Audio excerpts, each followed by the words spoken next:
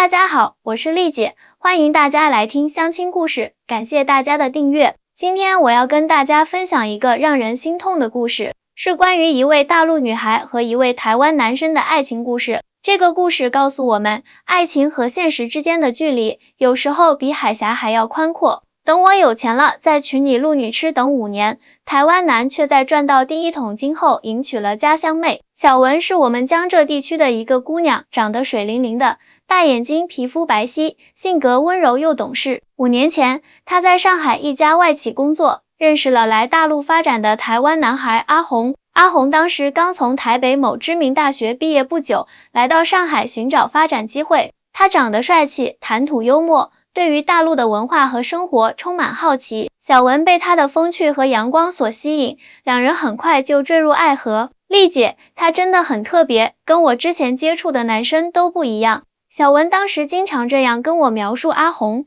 眼睛里闪烁着恋爱中女孩特有的光芒。但是恋爱容易，相处难啊！随着交往深入，两人之间的文化差异和价值观差异逐渐显现。阿红来自台湾的中产家庭，从小接受良好教育，有自己的事业规划和生活方式。她对小文说，我想在大陆闯出一番事业，等我有钱了，我就娶你回台湾。多么动听的承诺啊！小文被这样的承诺打动了，他相信阿红的能力，也相信他们的感情。于是小文开始全力支持阿红的创业，他不仅在精神上给予鼓励，还经常在经济上帮助他渡过难关。阿红的创业项目需要启动资金，我就把自己的积蓄都给他了。小文曾经红着眼眶对我说，我相信他会成功的，我也相信我们的未来。哎呀妈呀！我当时就想提醒他，但看他那么坚定，又不忍心泼冷水。其实在我多年的红娘经验中，两岸婚恋中存在不少误解和陷阱，特别是对大陆女孩来说，很多大陆姑娘对台湾有种浪漫的想象，觉得台湾男生会更体贴，更尊重女性，而且受到偶像剧的影响，觉得台湾的生活方式更精致，更有品质。但实际上，台湾社会和大陆一样复杂多元，有各种各样的人和家庭。另一方面，很多大陆姑娘对台湾的经济状况有误解，认为台湾比大陆穷。这个想法大错特错。台湾虽然地方小，但人均 GDP 还是很可观的，社会发展成熟，医疗、教育等公共服务体系完善，特别是台北、新竹这些城市，生活水平相当高。回到小文和阿红的故事，在阿红的创业过程中，小文成了她最坚实的后盾。他不仅给予经济支持，还帮他联系客户、处理文书工作，甚至学习台湾文化，希望将来能更好地融入他的家庭和社会圈子。我甚至开始学习闽南语和台湾的习俗，想着以后去台湾生活要做好准备。小文对未来充满期待，阿红的事业在小文的帮助下逐渐有了起色。他开始在上海和台北之间频繁往返，参加各种商务活动。因为工作忙碌，他们见面的时间越来越少，但小文依然坚定地等待着，相信阿红的承诺。他说等事业稳定了，就带我去台湾见他的家人。我已经开始准备怎么给长辈们留下好印象了。小文还特意学习了台湾特有的礼仪和习惯。就这样，时间一天天过去，转眼间5年过去了。5年啊，足够一个女孩从青春年少到步入成熟，也足够一段感情从热烈走向平淡。小文已经从当初那个25岁的青涩女孩变成了30岁的职场女性。虽然阿红的事业取得了不小的成功，但她娶小文回台湾的承诺却迟迟没有兑现。她每次说要带我去台湾见家人，最后总有各种理由推迟。小文开始感到不安，她父母知道我们的关系吗？他是不是在家里有其他的安排？果不其然，小文的担忧不是没有道理的。一次偶然的机会，小文在社交媒体上看到阿红在台北的照片，照片中她搂着一个女孩，看起来非常亲密。更让小文崩溃的是，阿红的母亲在评论区写道，儿子终于找到合适的对象了，妈妈很开心。小文的世界瞬间崩塌。他第一时间质问阿红，对方却避重就轻，说那只是家里介绍的朋友，让小文不要多想。丽姐，你说我该怎么办？我已经等了他5年了，把青春都给了他。小文泣不成声的来找我咨询。老天爷啊，看到小文这样，我的心都碎了。作为一个红娘，我见过太多类似的案例，深知两岸婚恋中的文化冲突和家庭压力。我必须告诉大家，在台湾社会，家庭的意见对婚姻的影响非常大，尤其是对儿子的婚姻。很多台湾父母会希望儿子找一个门当户对的台湾女孩，特别是有一定社会地位的家庭，更加注重这一点。而且，台湾和大陆虽然同文同种，但几十年的分离发展，在价值观、生活方式、教育背景等方面确实存在差异。很多台湾家庭担心大陆媳妇无法融入他们的生活圈子，也担心两地的政治因素会带来不便。小文不死心，决定亲自去台湾找阿红问个清楚。他请了假，买了机票，独自一人飞到了台北。当他按照阿红以前提供的地址找到他家时，迎接他的是一个巨大的打击。阿红正在家中举办订婚宴，未婚妻正是社交媒体上那个女孩，一个来自台北的名校毕业生，家境优越，还是阿红母亲朋友的女儿。她看到我的时候，脸色瞬间变得惨白。小文后来哭着告诉我，她把我拉到一边，说她不得不听父母的安排，说她确实爱我，但有些事情不是爱就能解决的。阿红给了小文一张支票，说是感谢她这些年的支持和帮助。小文看着那张支票，感觉自己的尊严和感情被无情的践踏。他撕碎了支票，转身离开了阿红的家。丽姐，我真的很后悔，我把青春和真心都给了他，换来的却是这样的结局。小文在回国的飞机上发给我的信息，让我看了心如刀绞。这个故事到这里还没有结束，下面我会继续为大家讲述小文后来的故事，以及从这个故事中我们能学到的关于两岸婚恋的经验和教训。我会分析台湾和大陆在婚恋观念上的差异，以及如何避免类似的悲剧。小文回到上海后，陷入了长时间的抑郁。他不仅失去了爱情，还失去了对生活的信心。我作为朋友和红娘，花了很多时间陪伴他度过这段艰难时期。丽姐，我真的不明白为什么会这样。我们明明那么相爱，他为什么最后还是选择了家乡的女孩？小文常常这样问我。事实上，这个问题背后有着深刻的社会文化原因。台湾和大陆虽然同根同源，但几十年的分隔发展已经形成了很多不同的观念和习惯。首先，台湾社会重视门当户对的传统观念依然很强，很多台湾家庭，特别是中上阶层家庭，对子女的婚姻有着较高的期望，希望能找到背景相似、教育程度相当的对象。阿红的家庭显然属于这一类。我后来才知道，阿红的父亲是台北一所大学的教授，母亲是医生，家里从来没有接受过我这个大陆媳妇的可能性。小文说道。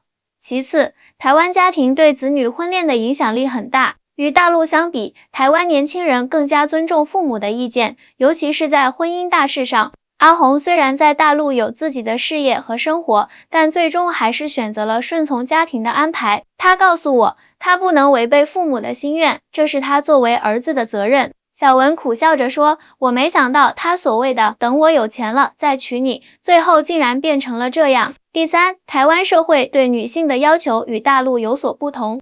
台湾社会普遍期望女性既能有事业，又能照顾家庭，且最好有良好的家庭背景和社会关系网络。这种期望在高知识分子家庭中尤为明显。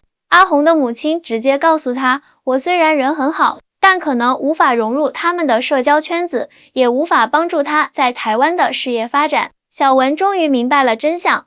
事实上，这种想法是有偏见的。大陆女性普遍受教育程度高，独立自主，适应能力强。像小文这样的女孩，完全有能力在任何环境中建立自己的生活和事业，但这种刻板印象却成了阻碍两岸婚恋的一道无形屏障。最讽刺的是，小文说，她当初在大陆创业时，是我帮她联系客户、处理文书，甚至出资金。如果没有我，她根本不可能有今天的成功。但当她真的有钱了，却选择了另一个女孩。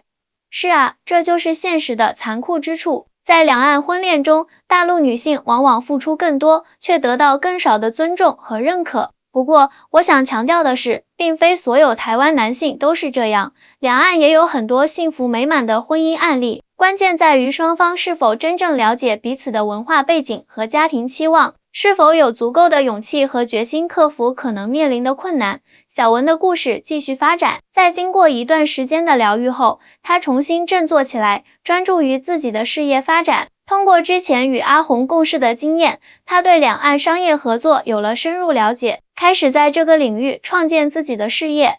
丽姐，我不想再做别人的影子了，我要证明自己的价值。小文的眼神重新充满了坚定。2年后，小文的公司逐渐站稳脚跟，成为两岸商业咨询领域的新星。她不仅实现了经济独立，还帮助很多像她一样的大陆女性避免落入类似的感情陷阱。我现在明白了，爱情需要建立在平等和尊重的基础上，跨文化的婚恋更需要双方的理解和包容，而不是一方一味的迁就和付出。小文成熟了许多。有一天，小文在上海的一场商业峰会上再次遇到了阿红。此时的阿红已经结婚，但婚姻似乎并不如意。她主动向小文道歉，承认自己当初的懦弱和不负责任。我现在每天都在后悔当初的决定。阿红说，我和他没有共同语言，没有真正的感情基础，只有家庭的期望和社会的压力，而这些远不如我和你之间的真挚感情重要。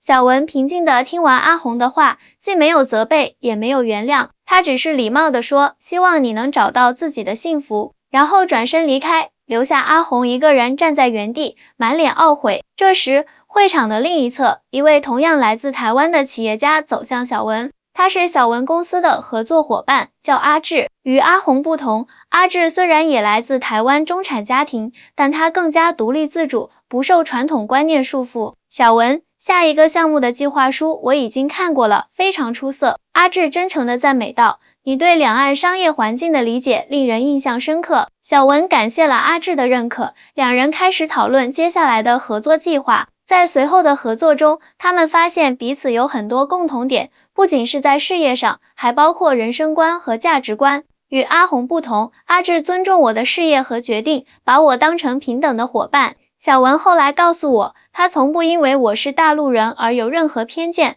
反而欣赏我的独立和能力。1年后，阿志向小文求婚了。这一次，没有等我有钱了再娶你的虚假承诺，也没有家庭背景的阻碍。阿志的父母来上海见了小文，非常喜欢这个聪明能干的准儿媳。他们说，儿子能找到像我这样的伴侣是他们的福气。小文幸福地告诉我，原来真正相爱的人不会在意你来自哪里，只在意你是谁。小文和阿志的婚礼在台北举行，阿志的家人和朋友都热情欢迎这位来自大陆的新娘。小文也邀请了自己的家人和朋友参加婚礼，两岸亲友共同见证了这对新人的幸福时刻。丽姐，谢谢你当初没有让我对爱情失去希望。婚礼上，小文握着我的手说道，看着小文幸福的样子，我感到无比欣慰。作为一个红娘，没有什么比看到自己的朋友找到真爱更让人开心的事情了。从小文的经历中，我想分享一些关于两岸婚恋的建议和思考。首先，两岸婚恋需要双方充分了解彼此的文化背景和家庭期望。大陆女性如果考虑与台湾男性恋爱，应该提前了解对方的家庭状况、父母态度以及未来的生活规划，避免像小文一样付出多年青春后才发现双方期望不同。其次，经济独立是女性最重要的保障。无论是哪种跨文化恋爱，女性都应该保持自己的经济独立性，不要把所有希望都寄托在对方身上。小文正是在拥有自己的事业后，才找到了真正尊重她的伴侣。第三，不要被刻板印象束缚。台湾社会并非都像阿红家庭那样传统，也有很多像阿志一样开明的家庭。同样，大陆女性也不应该被拜金势力等标签所限制，每个人都是独立的个体，应该被公平对待。第四，跨文化婚恋需要更多的沟通和理解。两岸虽然同文同种，但在价值观、生活习惯等方面确实存在差异。这些差异需要通过坦诚的沟通和相互尊重来解决，而不是一方一味的迁就另一方。最后，我想说的是，爱情是人生中最美好的体验之一，但它不应该成为衡量一个人价值的唯一标准。像小文一样，即使经历了感情的挫折，也能通过自己的努力找到新的人生方向和幸福，这才是真正的成长。丽姐，你知道我现在最感恩的是什么吗？在新婚之际，小文对我说，我感恩那段痛苦的经历，因为正是那段经历让我重新认识了自己，也让我明白了什么是真正的爱情。是啊，人生有时就是这样，一次痛苦的结束，可能是另一段幸福的开始。对于小文来说，那句等我有钱了再娶你的承诺虽然没有兑现，但他最终收获了比承诺更珍贵的东西，自我价值和真挚的爱情。对于正在恋爱中的两岸青年，我想说的是，真正的爱情不分地域，但需要双方共同努力去理解和包容彼此的不同。不要让外在的因素影响你们的感情，但也要有足够的理性去面对可能的挑战。而对于正在犹豫是否要等待的姑娘们，我想说的是，爱情需要等待，但等待需要有期限；付出需要真心，但真心需要被尊重。不要像小文一样，等了5年才发现自己只是别人的过度选择。丽姐，我现在终于明白，真正爱你的人不会让你一直等待，真正值得等待的人不会让你一直付出。小文的这句话，我希望能让更多处在类似处境的姑娘有所醒悟。小文和阿志的婚后生活并非一帆风顺，而是充满了各种挑战和磨合。首先面临的就是居住地的选择问题。丽姐，我们现在纠结是定居上海还是台北。婚后不久，小文就来找我商量。阿志的主要业务在台北，我的公司又在上海，两地跑太辛苦了。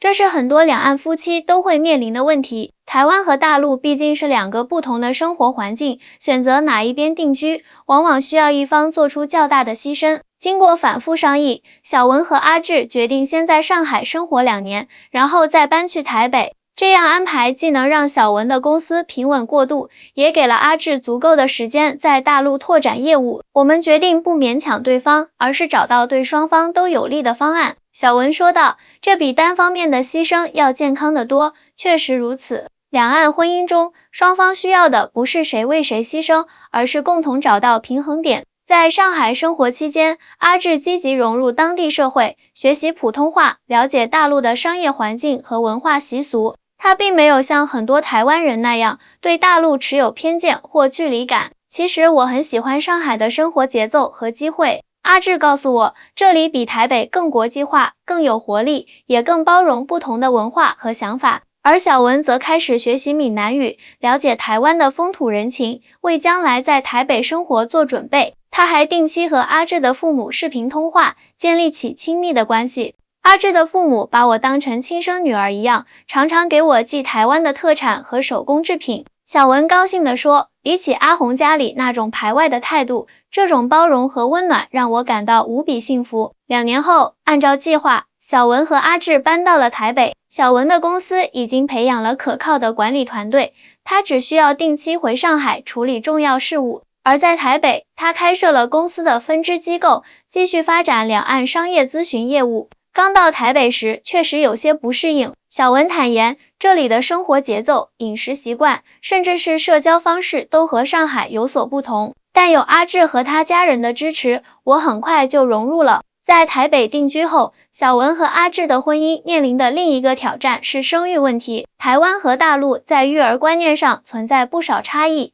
尤其是对于教育方式和家庭角色的理解。阿志的父母希望我们尽快生孩子，而且认为我应该减少工作，专心照顾家庭。小文告诉我，这和我在大陆接受的职业女性同样可以是好妈妈的观念有些冲突。面对这种文化差异，小文和阿志再次展现了良好的沟通能力。他们既尊重长辈的意见，又坚持自己的生活方式。阿志特别支持小文继续发展事业，并承诺会共同分担家务和育儿责任。我告诉父母，现代家庭不再是男主外女主内的模式了。阿志说，小文的事业同样重要，我们会找到平衡点。在小文和阿志的共同努力下，他们的婚姻生活越来越和谐。1年后，小文顺利生下了一个健康的男孩，取名方正，寓意两岸文化的正方相融。有了孩子后，我更能理解两岸文化融合的重要性了。小文抱着小方正对我说，我希望他能同时继承两岸的优良传统，成为真正的两岸之子。小方正的出生不仅让小文和阿志的家庭更加完整，也让两边的老人找到了共同的话题和情感纽带。阿志的父母和小文的父母虽然语言不完全相通，但对孙子的疼爱是相同的。我妈妈从安徽老家来台北帮我带孩子，和阿志的母亲一起照顾小方正。小文笑着说，他们一开始交流有些困难，但现在已经成了好朋友，常常一起逛街、做饭，带孙子去公园玩。这种家庭和睦的场景与当初阿红家庭的排外态度形成鲜明对比。事实证明，真正的家庭和谐不在于出身地域，而在于彼此的理解和尊重。丽姐，你知道吗？有一次，小文对我说，我现在偶尔会在社交媒体上看到阿红的动态，她和那个台湾女孩的婚姻似乎不太顺利，经常因为价值观差异而争吵。她虽然是台湾人，但对阿红的事业不理解，也不支持。我听了只是笑笑。这世上的婚姻从来就不是看地域和背景能决定的，两个人是否合适，关键在于价值观是否一致，是否能相互尊重和理解。小文和阿志的故事还在继续，他们的公司在两岸都取得了不错的成绩，小方正也健康快乐地成长着。当然，作为跨文化家庭，他们依然会面临各种挑战，但他们有信心一一克服。我们决定让小方正同时学习普通话和闽南语，每年都会带他回安徽老家和台湾各地走走看看。小文说，我希望他能理解自己特殊的身份，珍视两岸的文化传统。正当小文和阿志的家庭生活步入正轨时，他们意外收到了阿红的婚礼邀请函。原来阿红和那位台湾女孩的婚姻最终以离婚告终，现在她要和一位同样来自大陆的女孩结婚了。这位新娘也是江浙人，和阿红在一家公司共事。小文告诉我，听说阿红的父母这次非常支持她的选择，因为他们终于明白，地域不是衡量一个人的标准。小文和阿志带着小方正参加了阿红的婚礼，多年后的重逢已经没有了当初的怨恨和尴尬。阿红真诚地向小文道歉，感谢他当年的付出和理解，也祝福他和阿志的幸福生活。看到阿红终于找到了真爱，我真的为他感到高兴。小文坦言，如果不是当初的分离，我也不会遇到阿志，不会有今天的幸福。所以说，每一段感情，无论结局如何，都有它存在的意义。是啊，人生就像一场旅行，每一站都有它的风景，每一段经历都是成长的养分。小文的故事告诉我们，爱情的跨越不只是地域的距离，更是文化的鸿沟和心灵的隔阂。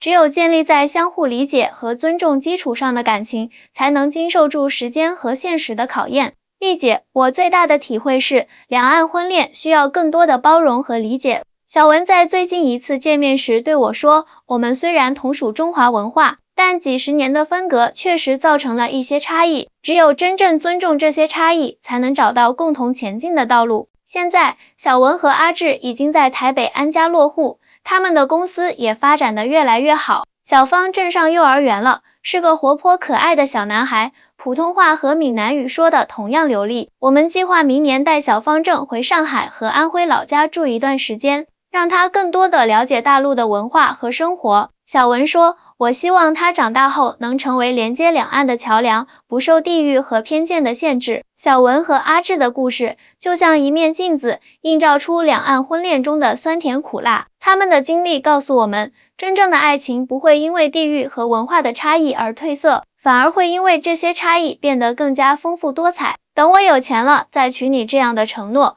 如果没有真心和行动的支撑，终究只是空话。而真正爱你的人会尊重你的过去，支持你的现在，规划你们共同的未来。作为一个从事婚恋工作多年的红娘，我衷心希望所有跨越海峡的情侣都能像小文和阿志一样，找到属于自己的幸福。也希望小方正这样的两岸新生代能在融合两种文化的环境中健康成长，为两岸关系的和谐发展贡献自己的力量。这就是我今天要分享的续集。感谢大家一直以来的支持和关注。如果你也有类似的经历或困惑，欢迎随时联系丽姐，我会尽力为你提供帮助和建议。下期见，我是丽姐，继续为大家讲述真实的婚恋故事。